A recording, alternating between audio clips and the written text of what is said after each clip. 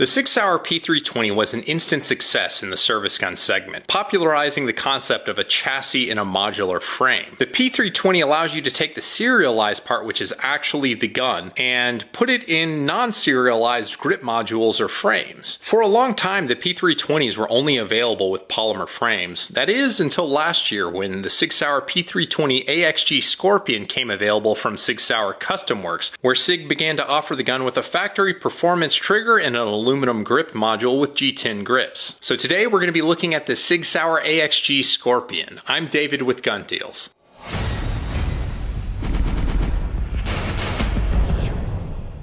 So the Sig Sauer P320 AXG Scorpion is an expensive gun. There is no way around it. The manufacturer's allowed pricing is about $1,049. If you didn't get some in the first month or so that it came out at that price, you're probably not going to find it for less than $1,150 to $1,250 right now. And that's a lot of money. But honestly, this gun is going to deliver more value than you're typically used to getting out of a service pistol. That becomes most obvious when you get the box that the gun actually comes in, which is a briefcase style case with two combination locks on either side. The foam cutout in the case allows for you to put the gun in the case with an optic mounted, which is not typical for a lot of service guns on the market. The gun comes with three excellent 17 round magazines with the high visibility followers, and probably most importantly is it comes with a challenge coin, so you can remember that time that your wallet took a beating and you bought a $1,000 pistol. I don't understand why Sig gives people challenge coins. I don't get it. I don't know what these are for, but they're in most of their high-end guns. And the Sig P320 AXG Scorpion certainly is a high-end gun. The aluminum grip module is actually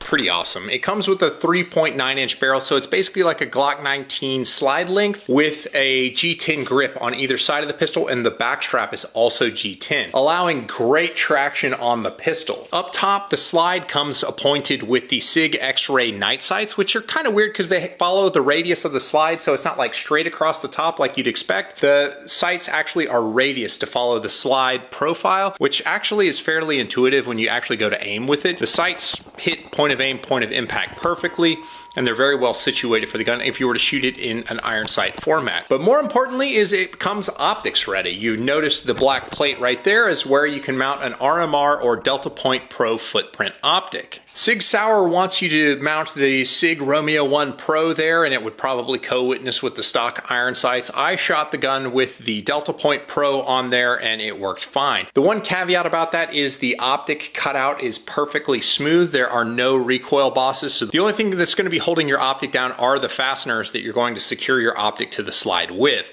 So be sure and use a torque wrench at appropriate settings with blue Loctite so that you don't overstress the fasteners and potentially create issues since there aren't any recoil bosses. That all said, my Delta Point Pro had no issues in about the 2,000 rounds that I've shot through this gun so far. The slide cuts are very functional and handy, and I don't know what it is since the chassis is really where the rails are that the slide rides on, but just moving the slide back and forth with the aluminum grip module kind of elevates the P320 to feel like a higher end gun, almost in line with like a Beretta 92 on how the slide rides on the aluminum frame. That's about what it feels like to cycle the action of this gun. The actual P320 module has a beautiful cutout relieving under the trigger guard, so it sits as low as it can for being a high bore axis gun in your hand, but it's amazingly easy to neutral grip so that when you are shooting this gun rapidly, it's both very easy to be accurate with and the gun returns to zero like a champion. My first time out with this pistol, I was amazed that I was shooting it as fluently as any of the other pistols which I have significantly more practice with. I was shooting 50-yard plate racks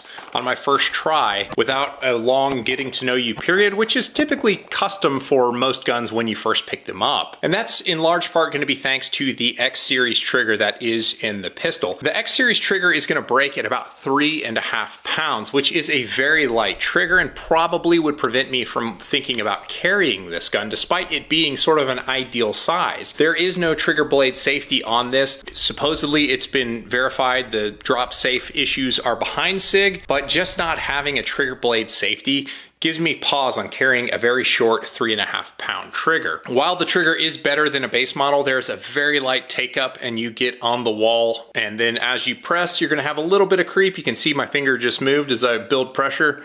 I think there's 2 walls on that, and then very short over travel.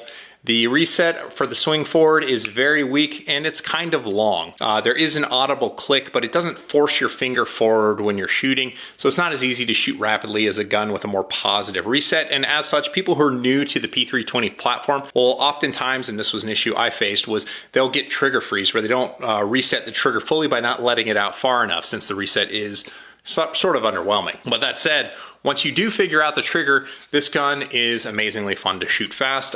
Since it has more flip, it makes shot calling a little bit easier, which is an undesirable characteristic technically, but I really enjoyed it because it's a very easy gun to time. When you're shooting the notch, and that means when the sight lifts and returns, you catch the sight on the way down as it comes back into the notch, you send another round, and this gun is very easy to shoot like that. You know where most of the shots went, the sights are very good. If you're using a dot, it's fantastic as well. As I mentioned, the G10 grips are quite handsome. They say Sig Sauer on them. They're not super aggressive, but it's a better texture than what you'll find on the typical polymer P320s, and it's a good shape where you can get enough of your support hand onto the pistol to really help control recoil. The controls are reversible, so you can move the mag catch to the opposite side, and it is a new mag catch for this particular pistol. It's not the triangular one that they use on the polymer framed P320s, but the slide release is present on the right hand side of the pistol. If you've not owned a P320 before, there are a couple quirks. I just want to kind of go over them with you so you don't have issues. First and foremost, the gun requires a magazine in it to be dry fired. It needs the pressure of the follower pushing up on the slide for the timing to work.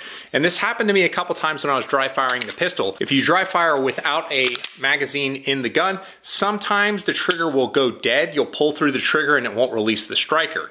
And if you just kind of pull on the slide a little bit, then it'll release the striker.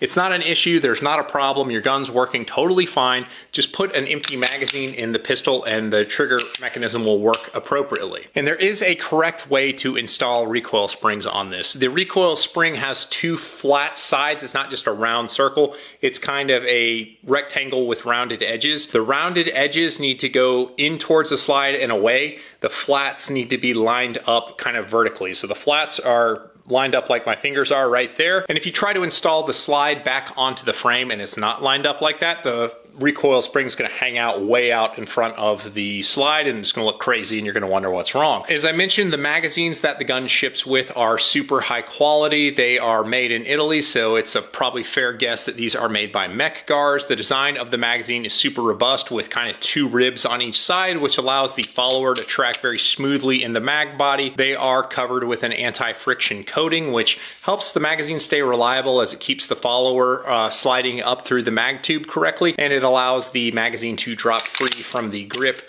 pretty easily. The downside to those quality magazines is they cost a lot, so they're about 50 bucks a piece to replace the magazines, so let me know if you find some cheap ones. But this is supposed to be a limited edition model. They're not supposed to be making these forever, which is why I bought this. But they haven't slowed down making them. They've just made a lot more of them as they've come out. This was my first full-size P320. I've had the P365s. I've shot the Legions before, and I quite like the Legions. And I have to say, this does not disappoint. I really enjoyed shooting this pistol. I had zero malfunctions with the thing. It absolutely runs like a top. I do wish the optics cut came with some recoil bosses, but even still, this gun's awesome. I really enjoy the gun. It's a great gun. I don't think it'll disappoint you either. So let me know in the comments below, would you spend over $1,000 on a SIG P320? Let me know in the comments. I appreciate you, and I'll catch you on the next one. Thanks, guys.